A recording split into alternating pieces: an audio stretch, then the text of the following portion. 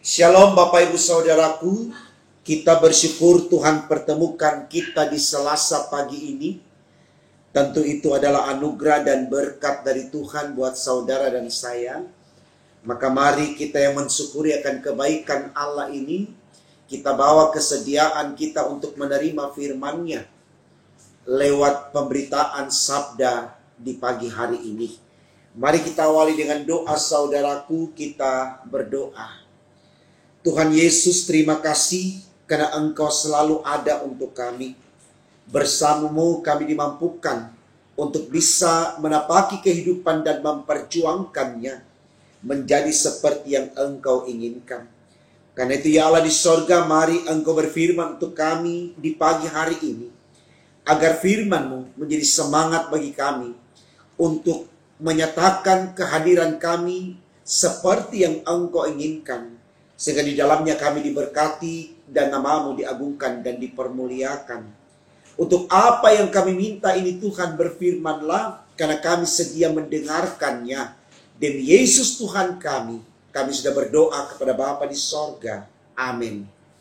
Saudaraku, bacaan Alkitab kita di Selasa pagi ini terambil dari kitab Injil Lukas 10 ayat 38 sampai 41. Bagian Alkitab ini dibacakan demikian. Maria dan Marta. Ketika Yesus dan murid-muridnya dalam perjalanan, tibalah ia di sebuah kampung. Seorang perempuan yang bernama Maria menerima dia di rumahnya. Perempuan itu mempunyai seorang saudara yang bernama Marta. Maria ini duduk dekat kaki Tuhan dan terus mendengarkan perkataannya.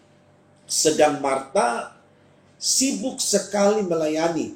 Ia mendekati Yesus dan berkata, Tuhan, tidakkah Engkau peduli bahwa saudaraku membiarkan aku melayani seorang diri?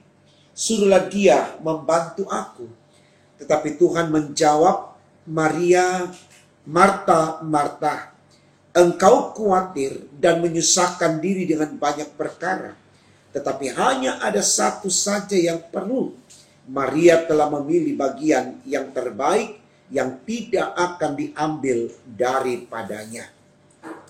Saudaraku, tema renungan kita di pagi hari ini dituliskan demikian dalam Sabda Bina Umat, melayani Tuhan dengan cara yang tepat. Melayani Tuhan dengan cara yang tepat. Saudaraku, saya pikir apa yang menjadi arahan dari tema ini adalah sesuatu yang sangat baik untuk kita renungkan. Kenapa demikian?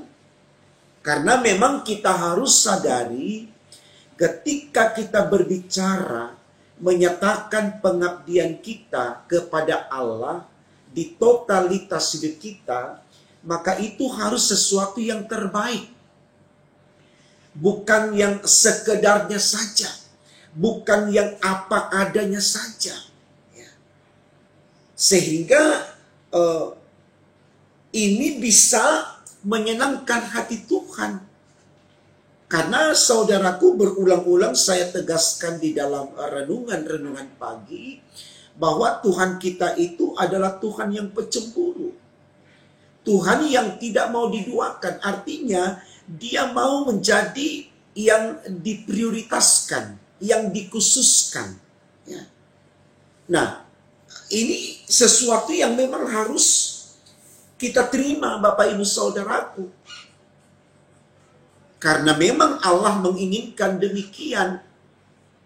Sebab hanya dengan orang yang melakukan pelayanan yang tulus kepada Allah, maka disitulah kasih Tuhan juga akan nyata untuk kita sekalian.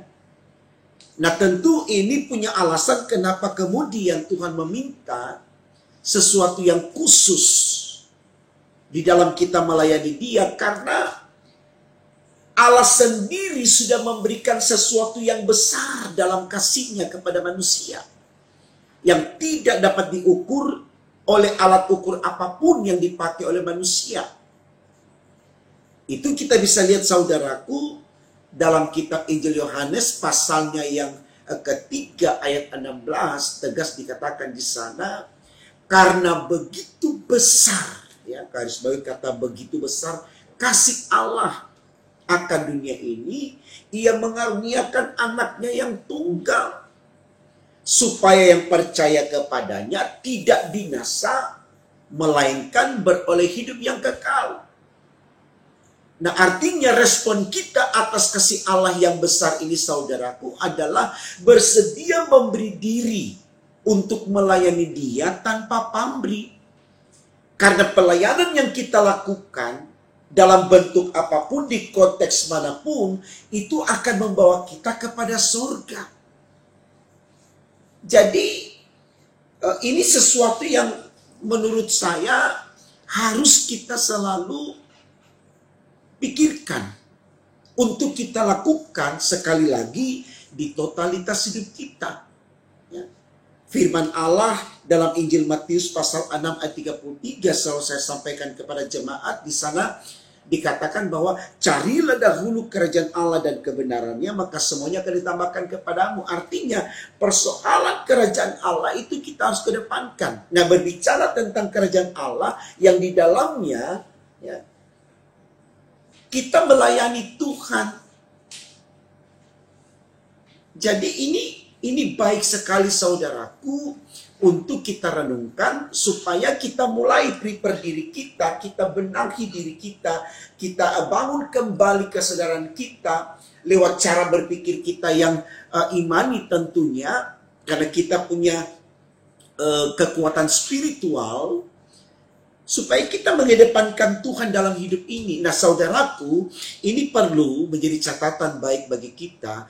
Melayani Tuhan, ya, mari kita pahami, bukan berarti kita ada 24 jam di gereja.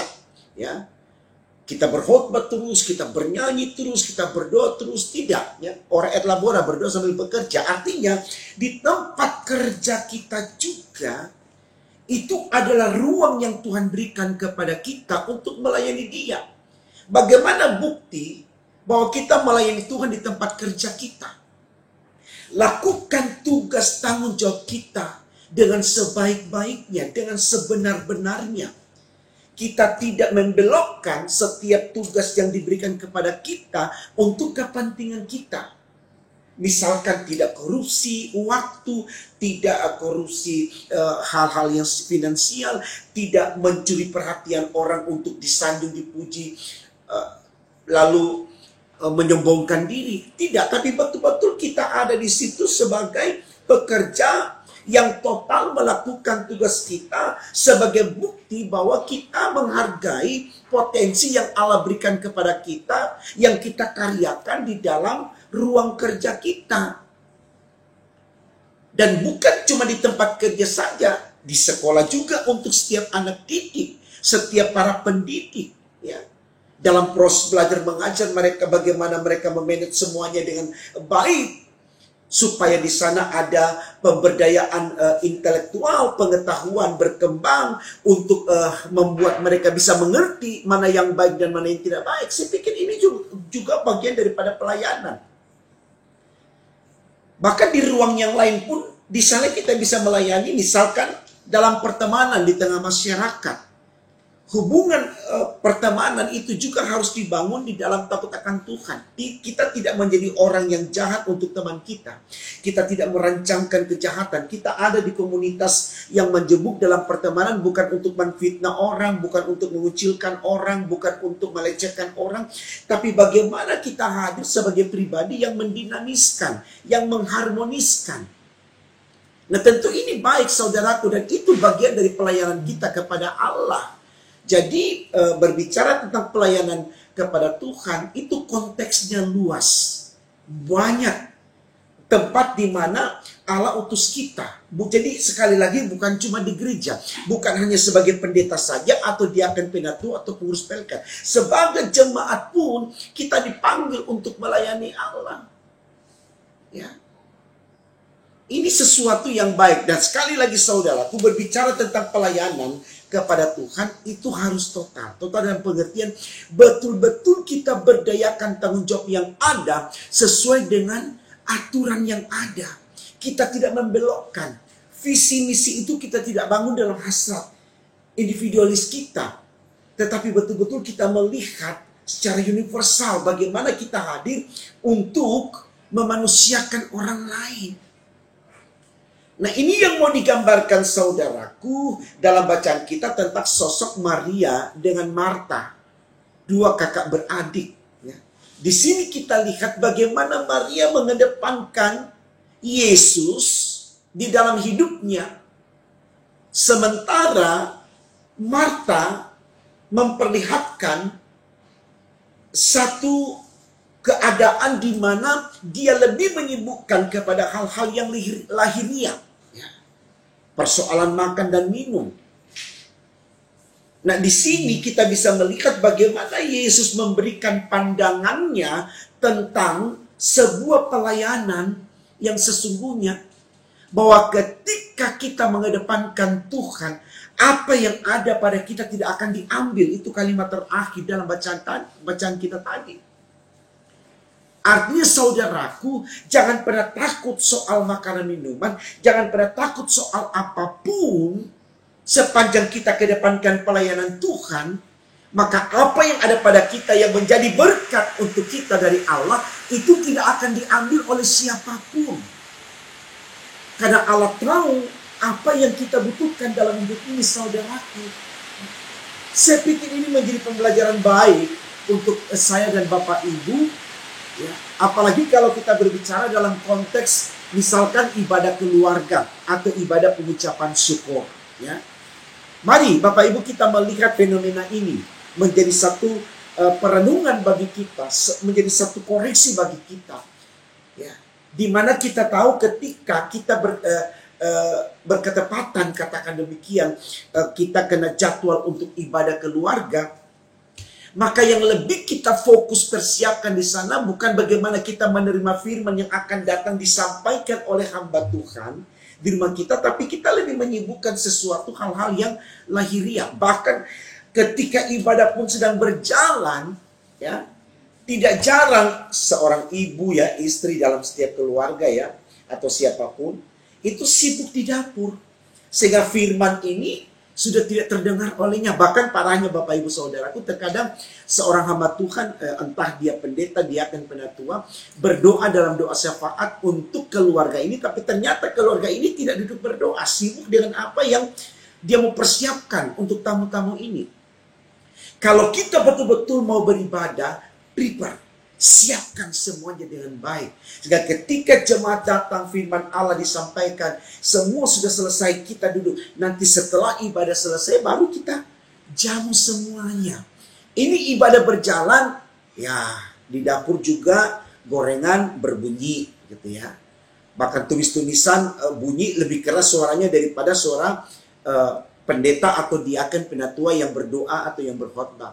Nah, ini hal-hal yang saya pikir harus kita tahu, saudaraku, supaya kita mulai belajar bagaimana kita melayani Tuhan dengan segenap hati, dengan sesungguh-sungguhnya. Ya, sangat disayangkan kalau kemudian seorang ayah dengan anaknya duduk di situ menikmati ibadah sampai habis, sementara ibunya atau saudara perempuannya sibuk di dapur tanpa menikmati ibadah. Artinya yang akan dibenarkan oleh Allah itu hanya sebagian dari keluarga itu, sebagiannya tidak.